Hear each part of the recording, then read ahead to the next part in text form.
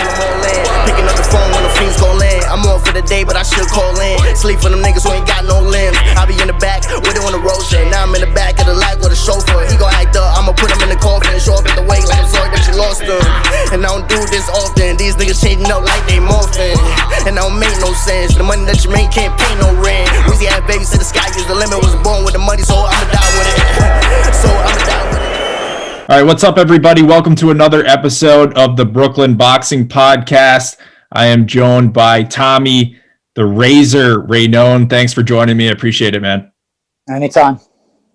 Well, right off the bat, man, on the Razor, I'm a big fan of boxing nicknames. Sebastian Fundura recently, he's a young guy coming up. The Towering Inferno, another great name, but the Razor's a pretty good one. So I was curious how you got that. Oh, I guess I got to give my boy a shout out. He's gotten plenty over the years because I've been asked that question plenty of times. Simple version was I got in a lot of fights as a kid into my teenage years and early adulthood. So probably somewhere around the 7th grade, 13 years old or so. My buddy Brendan Franklin nicknamed me Razor because I kept getting in fights with dudes and cutting them and marking them up, and he just nicknamed me Razor, and it stuck. And I know like watching some videos of you telling your story a little bit, obviously like getting in some fights and stuff outside the gym, and you didn't get into boxing until a little bit later on. I guess speaking to the gym that you've been at through your career, the Westbury Boxing Gym, you got in there around the age of 17, right? Yes. A few months prior to my 18th birthday, yeah. And was that strictly just because you kind of had that love to fight, or was it also a push for, maybe a little reform, get out of trouble, that sort of thing? Or was it actually like, I want a boxing career, or was it more just to channel some energy? All the above. Tell you the truth, I wanted to start boxing as early as 7, 8 years old. Mm-hmm. So I saw Rocky right around that time, and I wanted to box, and my family pushed me away from it and figured that it was a phase that would go away. And it never went away. I started watching boxing on a regular basis, probably like 9 or so years old. As insane as it is, Tyson Douglas is the first boxing match that I ever actually watched. A 42-1 world upset, the baddest man on the planet. So, this was something I wanted to do at a very young age. And there's no internet in the 1980s, obviously, in the late 80s, mid 80s, or early 90s for that matter. You got to open up a phone book and kind of try and find a boxing gym, because boxing gyms, are real boxing gyms, at least, especially in the 80s and 90s, they're not nice neighborhoods. They're all in bad, ghetto type neighborhoods, because that's where the talent comes out of.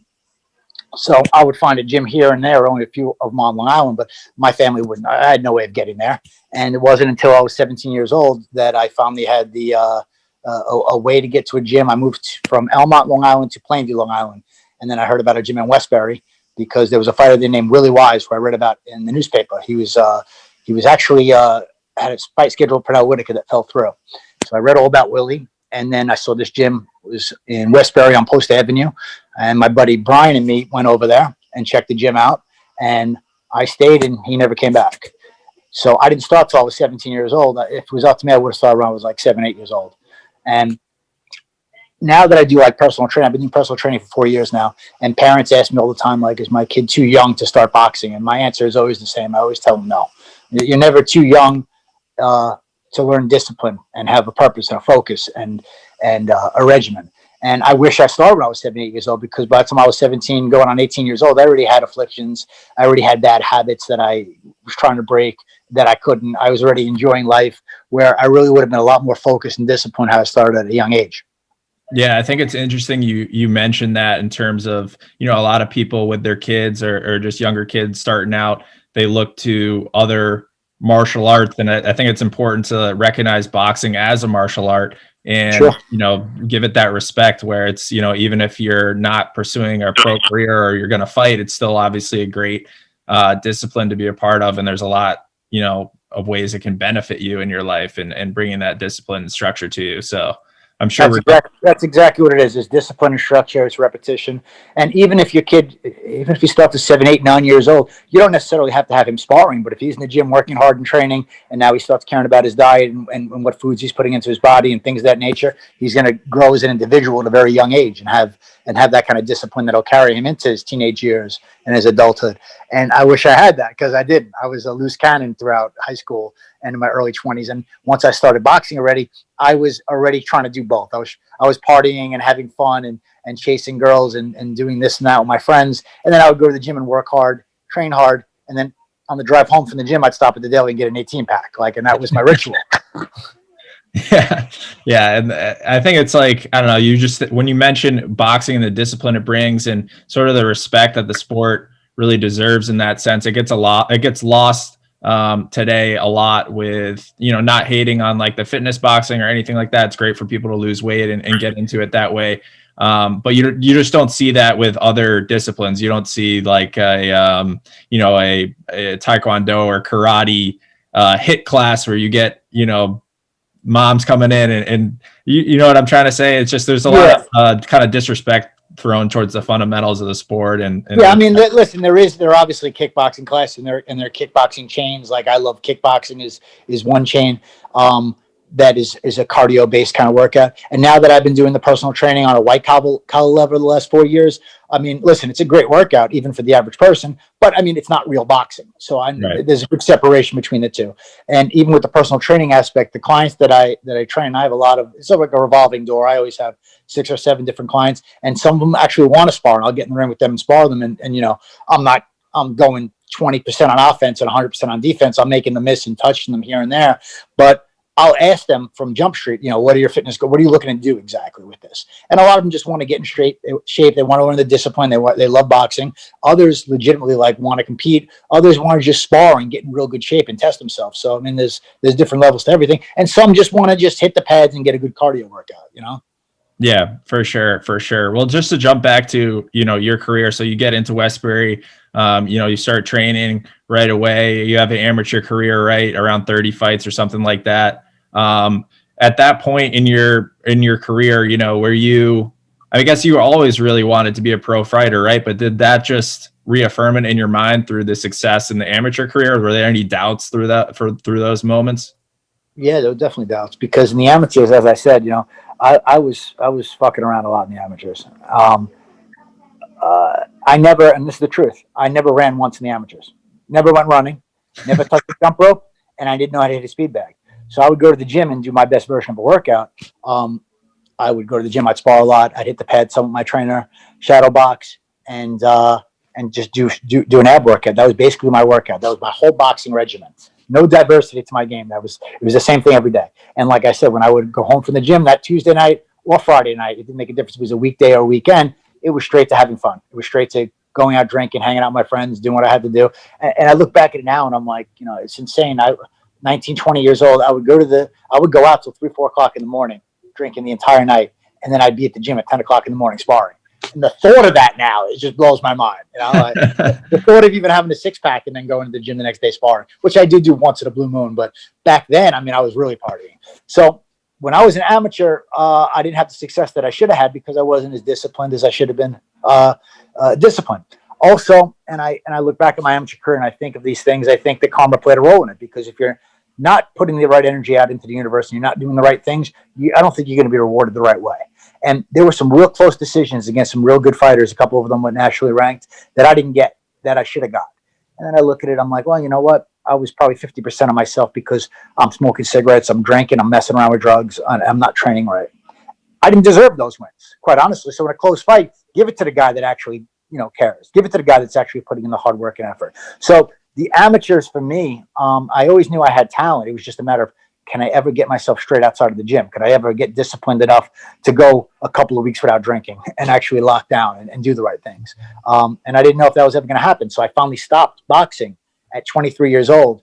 And at that point in my life, all my friends were starting to travel and really live life and have good experiences, not just going to bars and hanging out, but going to clubs and meeting girls and traveling and doing cool stuff. And I couldn't miss out on that either. So I said, you know what, I'm going to take a couple of years off of boxing. It was supposed to be about a year, maybe a year and a half. and I'm going to travel with my friends. I'm going to have fun. I'm going to meet chicks. I'm going to get it all out of my system, and then I'm going to start with a clean slate. And that's kind of like saying I'm going to take a year off of college and I'm going to go back. Most people don't.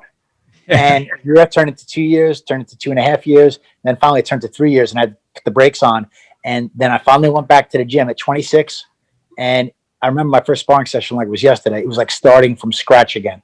My cardio was absolutely gone. My rhythm, my anticipation, my timing. I was still slick. I was still a decent fighter, but all those fundamentals, everything went out the window. My cardio was totally shot. So it was starting from scratch. But I changed my life at that point. I really, really started disciplining myself. I learned how to jump rope and started hitting a speed bag and running 4 or 5 miles every night and doing wind sprints and training like an actual fighter and athlete. So to answer your question, it's a long answer, but to answer your question, as far as the amateurs go, there was constant self-doubt, to where it got to the point where when I took those 3 years off, nobody thought I was going to come back to boxing. I kept saying, yeah, I'm going to come back and I'm going to turn pro. I'm done with the amateurs. I'm going to come back and I'm going to turn pro. I'm going to start training and I'm going to turn pro immediately. And all my friends were like, yeah, like it's a pipe dream. It's never going to happen. So I started bargaining and negotiating with myself where I was just having too much fun in life.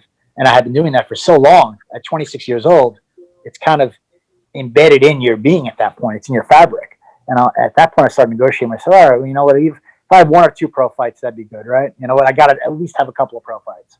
And then I finally put the brakes on, made my pro debut, and then I was fortunate enough to fight 10 times in my first 13 months as a pro, which is kind of unheard of. I was getting fights left and right.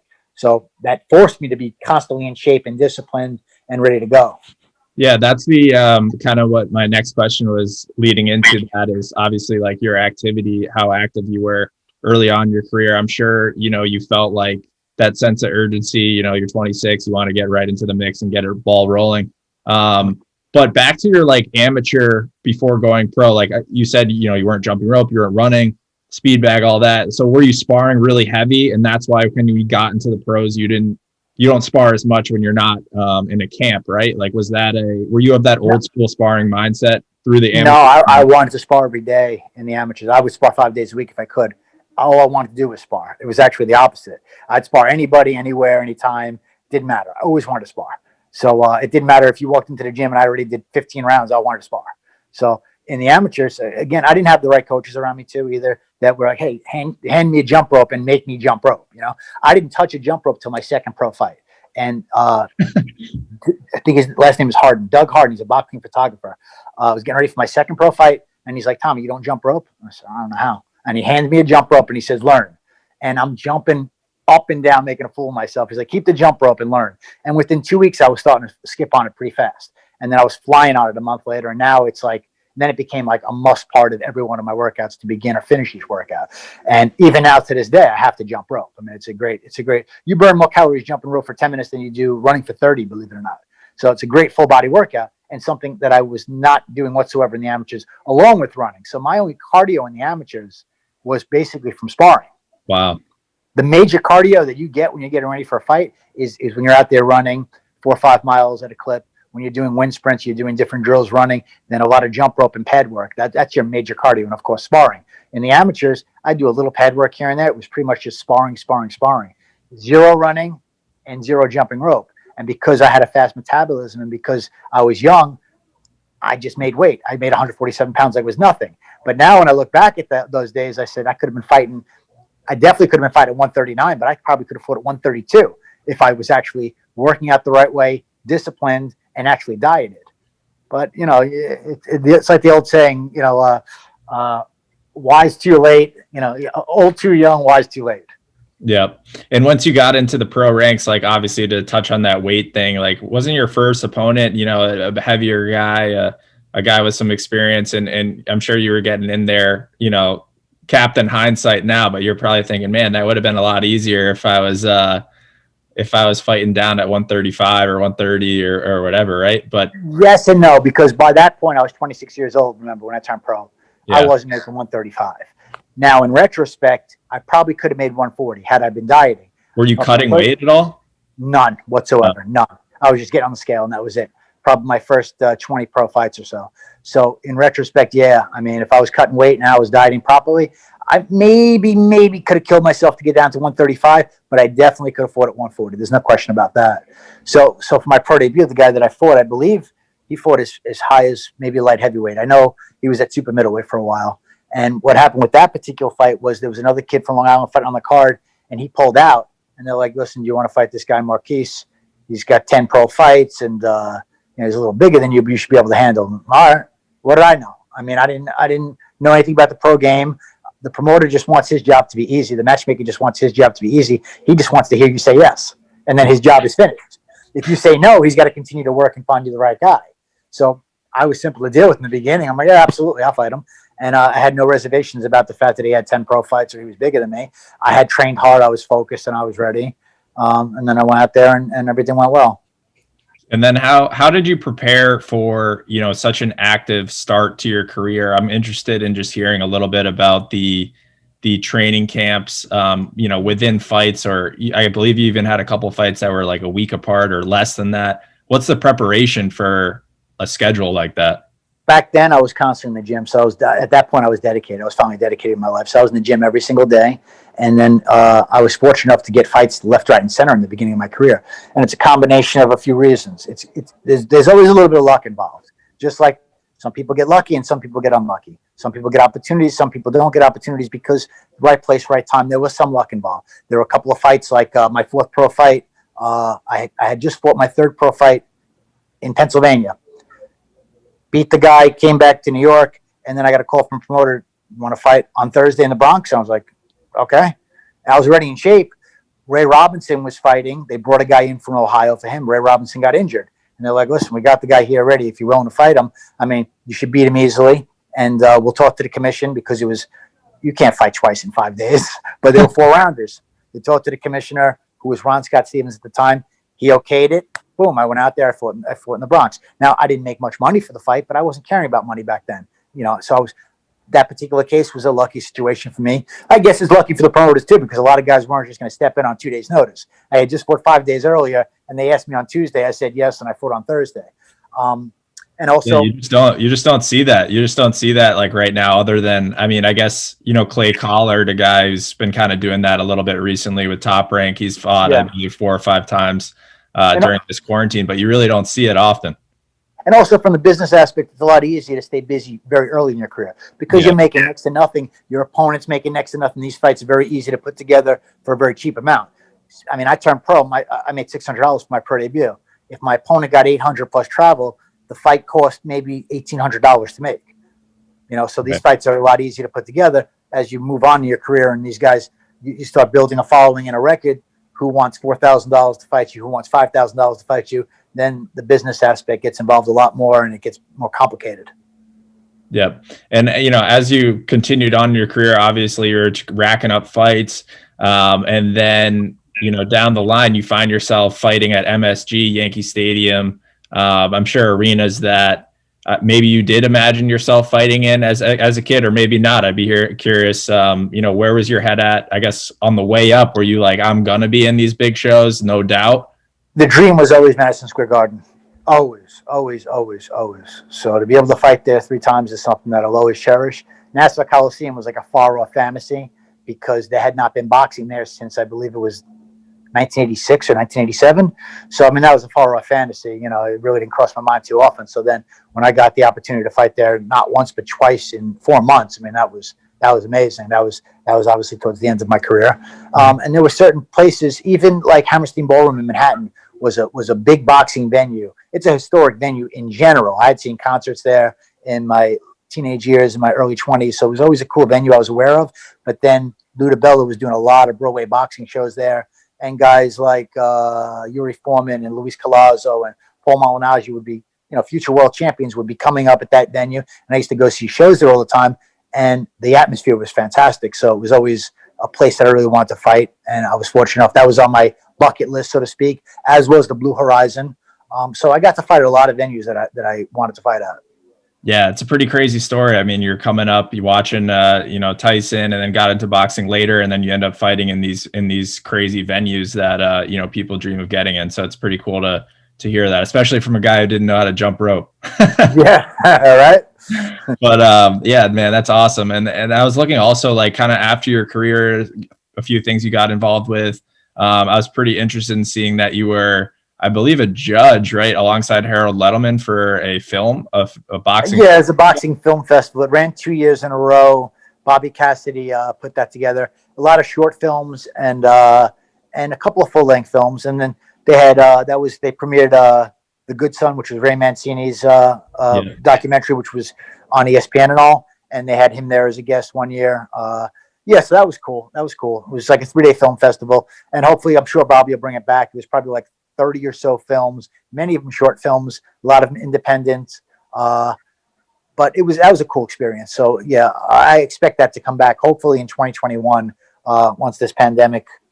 Yeah, it'd be very cool to see some more boxing and fight films. Hopefully, there's some good ones coming. But from the judging perspective, obviously, judging films totally different. But it just made me think of, man, I wonder what you think about, fighters getting into judging fights. There's obviously always controversy about fights, guys getting robbed, and there's been some kind of crazy decisions through this quarantine, and a lot of talk about, why aren't there more former fighters that are doing the judging, guys who really know what they're watching, stuff like that. Like, what's your opinion on that? Do you have any interest in doing something like that at one point, or no? Judging, no. My interest would be strictly in commentating. I enjoy commentating, and who knows? I mean, maybe trying to fight a serious fighter. That involves a huge obligation, a lot of time and effort, and a lot of honesty. You got to build that relationship, and he's got to be loyal to you as loyal as you are to him. Because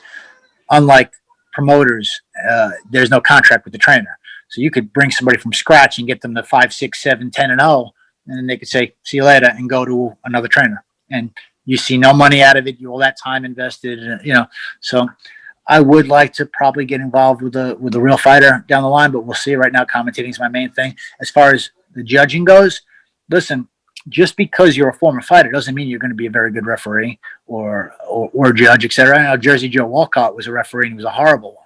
So just because, he blew the whole Ali Liston 2 fight. That was him.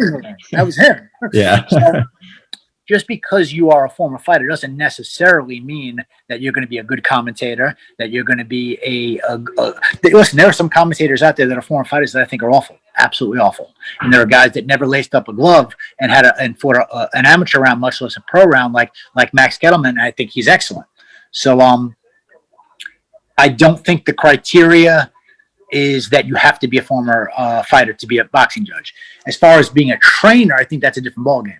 I think that's a whole different ballgame. I think you really have to have competed and absorbed punches and punishment and been tired to go out there and give your fighter advice on how to bite down and go out there and fight through the storm when you never did it yourself. Yeah, I'm sure. Yeah, I mean, I've listened to a lot of people kind of talk on that. Obviously, there's a lot of kind of like father-son duos out there, which is a different dynamic. But yeah, I agree. I mean, I would imagine, you need a guy in your corner that's been in there and listen, there are always exceptions to the rule, like guys like Angelo Dundee. There are always exceptions to the rule.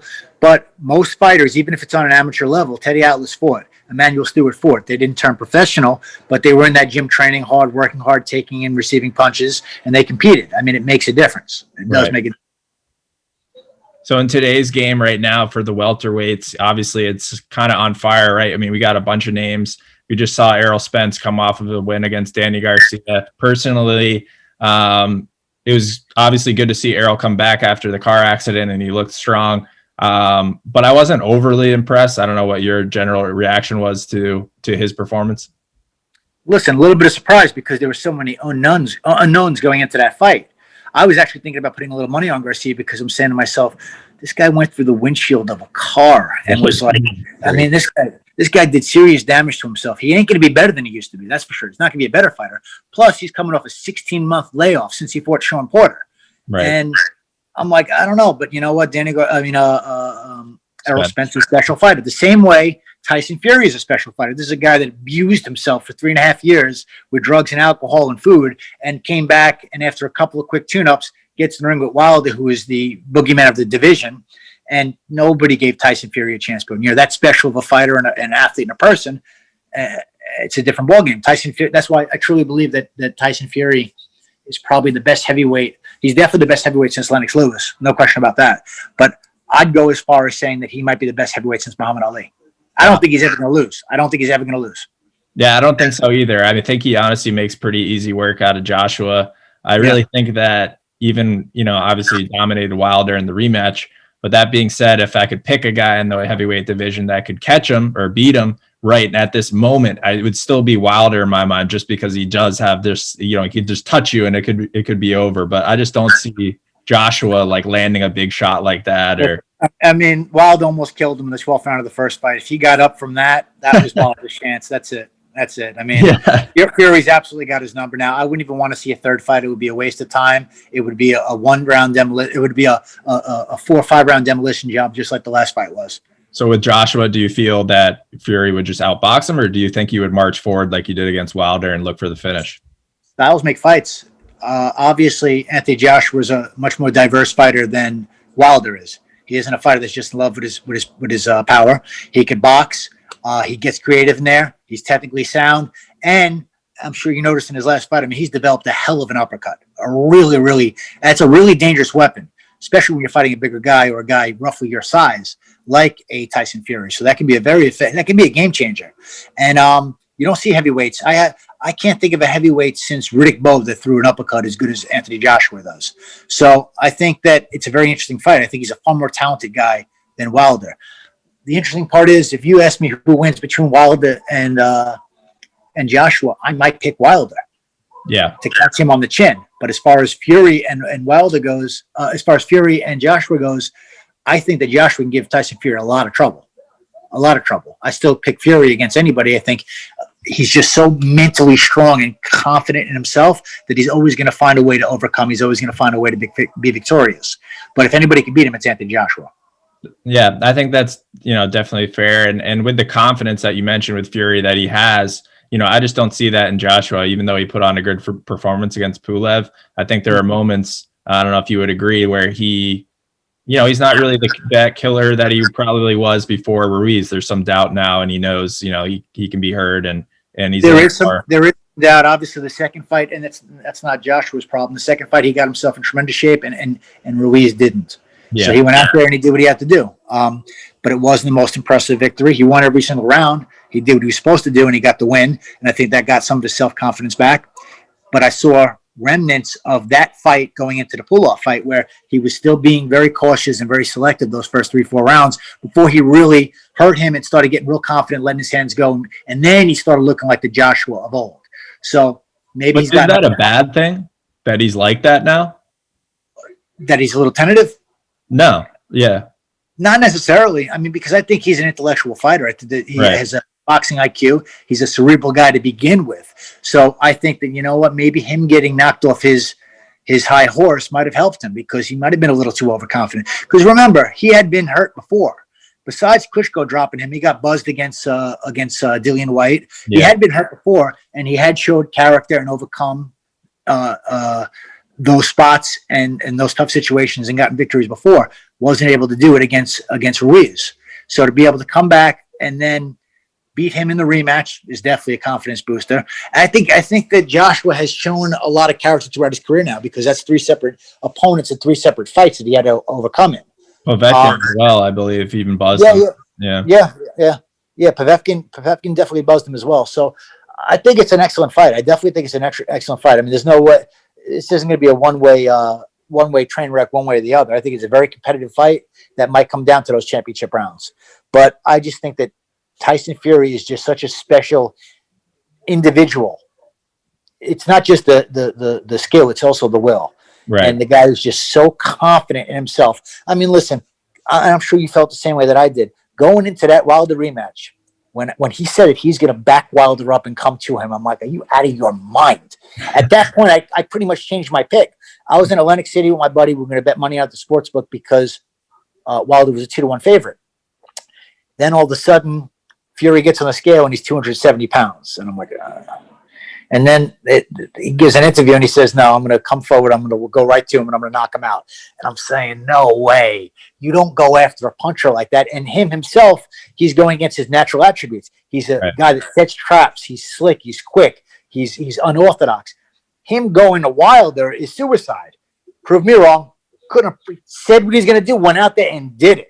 So, I mean, that's a level of confidence that a man has in himself in Tyson Fury, unlike few fighters I've ever seen in my lifetime. So, I mean, you're not just dealing with the skill set and the awkwardness that he brings to the table. You're dealing with an absolute iron will and a level of confidence that he could overcome anything and beat anybody. Yeah, Fury's the man. I can't doubt him. Like you said, I was kind of leaning towards Wilder in the rematch, but yeah. And this is also coming from a person that changed sides. I didn't like Fury years ago. He grew on me and grew on and grew on. Grew on everyone, I think. How do you not like this guy? It's like being a wrestling fan. Eventually, you got to root for Hulk Hogan. Eventually, yeah. Exactly. Well, there's one other topic that I thought of. I wanted to bring up. Kind of my own personal frustration with the welterweight division right now, surrounding Pacquiao. Everyone's talking about Spence, Crawford. Obviously, we want to see that matchup. We'll see how that plays out.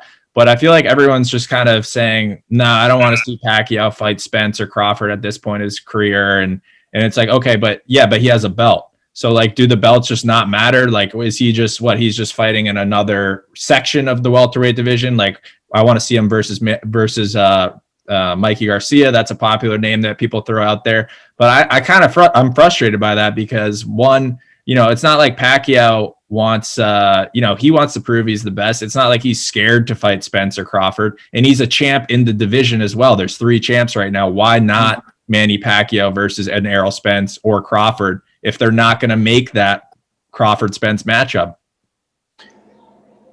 You know what, Manny Pacquiao, as we were just talking about with Tyson Fury, is just a special once-in-a-lifetime type athlete. Obviously, so is Manny Pacquiao. I mean, he's our version of Roberto Duran. He just does very special things, and he's ageless. At this point, it's kind of like, all right, well, Spence and Crawford are the young guns. We want to see them fight each other already. They're both undefeated. They're both magnificent talents. They need to fight each other. That's the fight. But so why is a guy like Crawford or a guy like Spence looking for a 41, 42-year-old Manny Pacquiao who's got 1,000,000 miles on him? I can understand that way of thinking when you guys should be at it with each other. You guys should be fighting each other. And you guys that's probably a 36-round fight. That's probably a trilogy between Spence and Crawford. That could be a real interesting battle. That being said, I'm on board with you where, listen, Manny Pacquiao is champion. Even though he's a part-time boxer, Manny Pacquiao is still as talented as ever, still as willing as ever. He's always willing to fight the best guys out there. And I'm sure he'd be more than willing to get in the ring with either one of those two guys. So I like him versus Spence, honestly, because I mean, when I look at Spence, yeah, I mean, like, he didn't starch much. It's like Danny Garcia is obviously like a really good fighter and he's tough, but it's not like he just walked through Danny Garcia. It was like it was a clear win, decisive win. But I just don't buy that. Charger. Yeah, no problem. Yeah, keep going. I just don't buy that Spence is going to just walk over Manny Pacquiao. Like, I think that'll be a competitive fight. No, I mean, listen, you got to give Spence a little bit of leeway in the sense that he came back, he fought a good fighter in Danny Garcia. You couldn't hate on the guy if he came back and had a couple of easy tune-up fights after what he's been through the last year. Right. So that being said, I can't imagine he was firing on all cylinders against Danny Garcia. I can't imagine he was 100%, which is still very impressive to go out there and beat a world-class fighter and a 2-division world champion like Danny Garcia in the fashion that he beat him, which was probably 12 rounds to nothing, if not 11 rounds to 1. And dominant against Mikey Garcia as well. But he didn't. It's not like he went out and just starched him within 6 rounds. So it's just correct. But Mike Garcia is also a smaller guy. So as far as I know, you just brought up Manny Pacquiao and Garcia. That's a fight that honestly I think there'll be one-way traffic. I think Manny Pacquiao beats him very easily. I think Manny Pacquiao would probably shut him out 12 rounds to nothing, if not stop him late in a very similar fashion. Manny and Spence. What's that? Give us Manny and Spence, right? Wouldn't be a bad fight. I mean, listen, I'm not against it. You're on my side. I'm just frustrated with a lot of the fans. They just kind of just put Manny aside. Like, they don't even want to see. They think it's just way too much for him. It doesn't make sense. Yeah, no, listen, Manny Pacquiao has proven us all wrong time and time again. I don't know. Dating back, obviously, Muhammad Ali was against Liston in the first fight. Obviously against George Foreman. And a couple other fights in his career where he pulled off these upsets. But think about Manny Pacquiao's career from the perspective of how many times he was fed as the B-side opponent to guys like Marco Antonio Barrera, even before Barrera, when he won a couple of his world titles as much lighter weights, he fought the Ring Magazine champion, the kingpin of that division, and pulled off these upsets. And obviously, nobody was picking him against Thurman, and he went out there and beat another undefeated champion in Thurman. I mean, Manny Pacquiao, De La Hoya, even going back to 2008, I had fought in Argentina that week, and all everybody was talking about in Argentina was how Oscar De La Hoya is going to destroy Manny Pacquiao, how that fight won't go 2 rounds. And look what happened. Once again, it's easy to be a Monday quarterback after the fight and say, oh, well, Oscar De La Hoya was weight drained and he was toward the end of his career, etc. Listen, Oscar was still a pound-for-pound guy. He used Manny Pacquiao as a springboard to try and become the pound-for-pound guy or the top 3 pound-for-pound guys, and it backfired on him. But going into that fight, nobody was picking Manny Pacquiao, like nobody. So Pacquiao was pulled off upset after upset throughout a 20-year-plus career. So I got no problem with him fighting Spencer Crawford, and they can't put anything past Manny Pacquiao beating anybody. So give me a name out of those 3 guys. Say they all fight this year. Fantasy kind of, obviously that will never happen. But if they all fight each other this year, you have to pick a top guy in the welterweight division. Like, who's the last man standing out of those guys? You're talking about Spence, Pacquiao, and Crawford. Crawford, yeah. It's tough. It really is tough. Listen, I've got to lean in the direction of youth. And youth and size, by the way, because Spence is a big guy. Crawford isn't a small welterweight either. Manny obviously is really a guy that should be fighting at 140, and probably if he pushed himself, could maybe even make 135 still. And he's 41 years old, and he's got 1 million miles on him. But again, I love Manny, and the fight happens, I'm rooting for Manny. I'll always root for Manny because of these things, because of what he's overcome and how much he's given to the sport of boxing. That being said, I think that Crawford finds a way to beat both of them.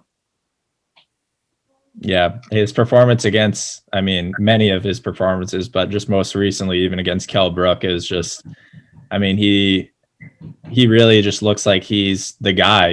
He's just a savage in there, and he kind of has that old school feel to him as well. A lot of people kind of say that, like, he's a throwback, like a Tommy Hearns Hagler era type guy. I don't know if you'd agree with that, but he kind of has. Oh, no question about it. And he's got dog in him too. He can't. Yeah. He's not just a cerebral guy that can box and he switches lefty. He can do it all. He switches lefty righty.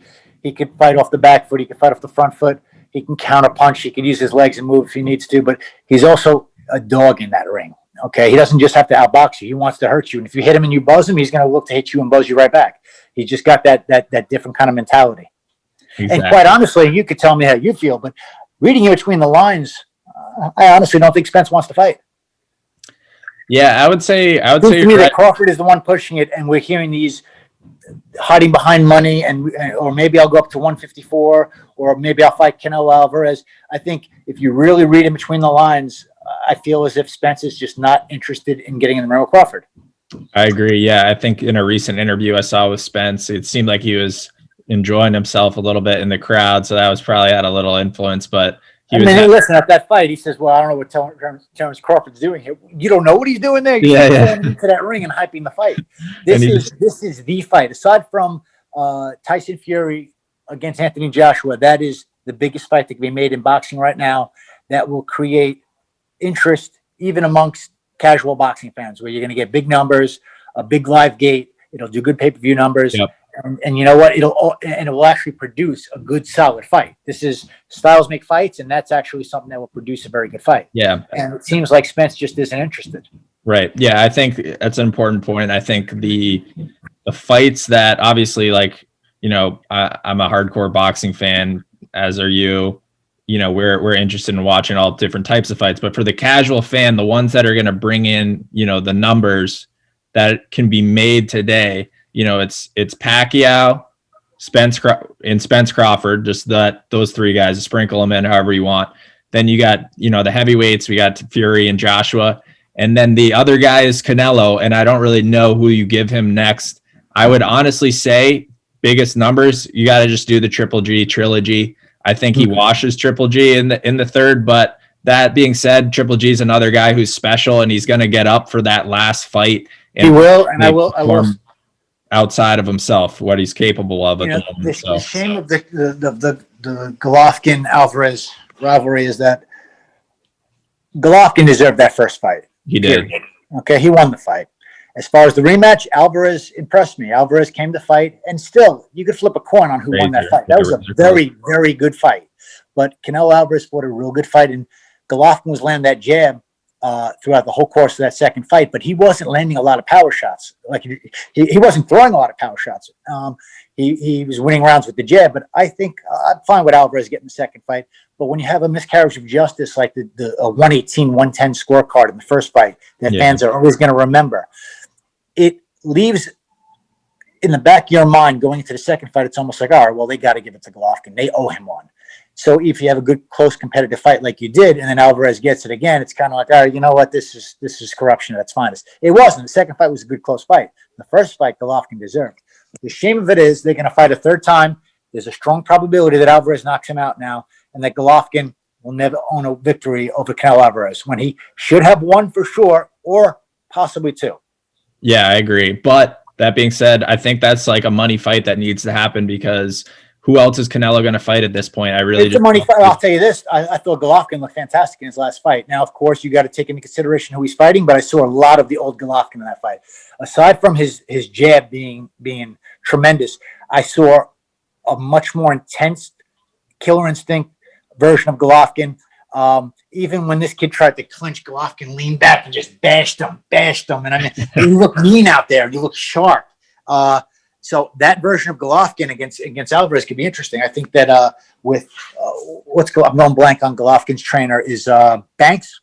Well, yeah, you just got rid of. Well, this was his second fight with Banks, and I think I think the teachings are starting to stick a little bit. He looked really good in that particular. You had some head movement.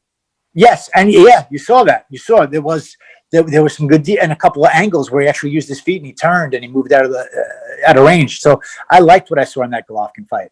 But again, the sand is running out of the hourglass on Golovkin's career. He's not getting any younger. He's got mileage on him.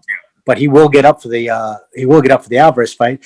And listen, the second fight was close. It was a good fight. These guys fight each other on even terms. So in no way, shape, or form is Alvarez ever going to go out there and blow a guy like Golovkin out. Not when Golovkin has the chin that Golovkin has. That's true. And the punching power that you always is always going to keep his guy honest. But Alvarez is ever improving, and Alvarez can call the shots at this stage of the game. Yes, that is the biggest fight from a name perspective, but I think Alvarez has a number of options out there. He could pretty much fight whoever he wants, and is going to create interest. Yeah, I believe he's throwing around some names. I believe he wants to stay at 168, so potentially Caleb Plant, which I think would be a great fight. That's an interesting fight. And also Billy Joe Saunders. Yeah, Billy Joe. A very strong probability. Billy Joe's been talking a lot of shit about Boo Boo Andrade. I think he wants that fight. Yeah, but I think if the opportunity presents itself for Alvarez from a money perspective as well, that will happen, because that was the fight that was supposed to happen before the pandemic. So I know that Alvarez plans on fighting February 27th in what's going to be an absolute 2-round blowout against a guy that does not deserve the opportunity. But Alvarez deserves an easy fight once in a while, especially when he's going to stay busy and come right back in May. So December, February, May, he deserves an easy one sandwiched in between that. Mm-hmm. So I think you're going to see Alvarez handle business against this guy. I'm going blank on his name. Buddy of mine actually used to manage him, and I'm going blank on his name. February 27th. The guy's 27-2, but Eubank already destroyed him, and he doesn't go any more than 3 or 4 rounds with Alvarez. They already announced this, or this is rumored to be happening? Pretty much done, and it's going to be a homecoming in Mexico. Yeah, February 27th, and then he'll come back for Cinco de Mayo and he'll fight a bigger fight against potentially Golovkin or Billy Joe Saunders. But whoever Alvarez fights in May is going to be big. What's the benefit of Canelo having a fight like that, other than, I guess, money? But does he really need a filler fight like that, or like a tune-up fight like that before another big one? Well, this guy's a mandatory, so from that perspective, it's an excuse for him to be able to go back to Mexico, have a homecoming against a lower tier opponent, and obviously stay busy, stay sharp, and make a lot of money doing so, while pleasing the fans at home who have not seen him fight on Mexican soil since, I think, Kermit Cintron, which was years back. Years ago, yeah. And again, listen, if you could put money in your pocket and with very little risk, why not? But listen, I'd rather see him fight than see him sit on the shelf. So the fact that you got a world champion who's potentially, arguably, the best pound for pound fighter in the world fighting December, February, May. I mean, that's throwback. That's old school. That's the way it used to be. So I'm all about it. Yeah, no, I'm with you. Can't complain about that. The more fights, the better. But those are, I think everything we touched on there is really what sort of the casual fans have to look forward to in terms of those big marquee matchups. Obviously, we didn't even talk about the lightweight division with Teofimo Lopez, and there's a bunch of guys there too. Some exciting matchups to be made. I hope Lomachenko. It'll be interesting what they do with him after that. He's in a tough spot, kind of. I don't know. He's in a tough spot, but I always said 135 is his absolute ceiling, and he's pushing it at 135. He belongs at 130. He's a little guy, and he's a guy that could probably still make 126 if he really wanted to, but these guys are just too big and strong for him at 135, and that's why he struggles with every one of these guys, from Linares to Pedroza to Campbell. They're all just too big for him. He's not that same dominating guy that he was in the lower weight classes.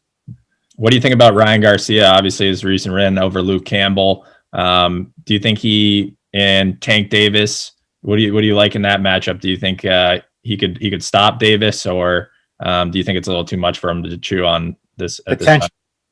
Potentially, I would lean towards out of all the guys. He's not beating Lopez. Out of all the talent we have at 135 right now, I don't think he beats Haney or Lopez yet. I think that the fight that the very winnable fight for him is the fight with Davis. That being said, what I don't like about Ryan Garcia, he's very fun to watch and very exciting to watch, and he believes in his power, but he has excellent dimensions for 135 pounds. He's tall, he's long, he's rangy, and he doesn't box. He wants to go out there and punch. And my worry with him is what happens when you go out there and you hit a guy in the chin over and over again and the guy doesn't go anywhere.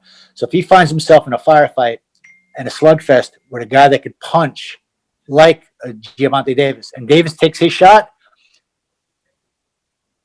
he's got to box at some point, and he's not going to have that to draw upon because he's so used to slugging. So if he's losing a firefight with a guy like Davis and he can't resort to boxing, I think that's going to be a problem. So I'd like to see Garcia actually using the jab a little more and creating more opportunities for himself from a boxing perspective, because you see him constantly setting the traps and doing some of the Alvarez-like maneuvers with the hands high and punching with a guy. And he's definitely cerebral, but I think he's falling in love with his power too much. And you're not going to be able to knock everybody out.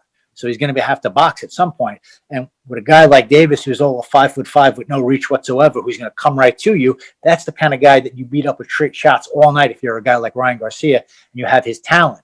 I wouldn't be worried about trying to knock out a guy like Davis, because in doing so, you're giving him opportunity. You're fighting his fight. You're giving him chances. Where if you go out there and box and you move, I think that he has a tremendous boxing capability. I think it could look similar to the way Oscar De La Hoya completely dismantled Felix Trinidad, where it looked like a world champion against a Golden Glove novice.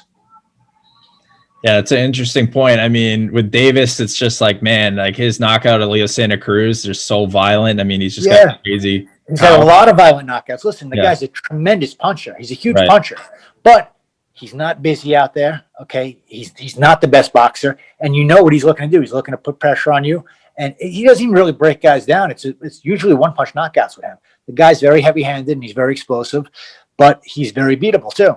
That's what I saw against Leo Santa Cruz, is like, even at moments, I didn't think Santa Cruz really had the power or pop to really hurt Davis, but there were moments that they were exchanging, like, and Davis was very vulnerable at times. And I'm thinking, man, Ryan Garcia could probably capitalize on a moment like that. Not that he wants to stand there and just trade with him, but yeah. Oh, absolutely. Leo Santa Cruz couldn't hurt Davis and didn't hit hard enough to really keep him second guessing or keep him honest. So Davis was able to keep walking. I mean, listen, you saw the knockout with that left uppercut. Just before that knockout, he had his head snapped back violently with a straight right hand. But there's not enough on that punch to keep him honest. He walked right through it and put that uppercut on Leo Santa Cruz and into the fight. Now, if he's taking that kind of shot from a guy like Lopez, he's not coming right back with an uppercut. He's got to regain himself. He's got to start thinking about what he's doing out there. So I think that Ryan Garcia has a very good chance to beat Davis, and I think this victory over Campbell, where he had to get off the canvas and show character, is only going to improve him. Because Campbell, you're talking about Olympic gold medalist that has only lost to the best, and he's been very competitive in all of those fights, and he's never been stopped. And for Ryan Garcia to stop him and do so with a single body shot is a major statement. Yeah, very impressive win from Garcia, and a lot of exciting fights that we just talked about. and I'm excited for this year. Hopefully we can have you on again before some of these big fights or after them to talk about it. I'd love to do that. But thanks for coming on today. And, I'd love you to tell the listeners maybe where they can follow you or check your stuff out on Instagram. Yeah, absolutely. Cut that up. Just type in Tommy Rainone. I think it's Tommy _Razor Rainone, but Tommy Rainone on Instagram. Yeah. And same deal on Facebook. It's my name's on Tommy Rainone, and I'm on Instagram all the time, always posting stuff. So you can catch me on there more often than Facebook. Awesome. Well, thanks, Tommy. I really appreciate it. And this will be dropping soon. All right. Anytime.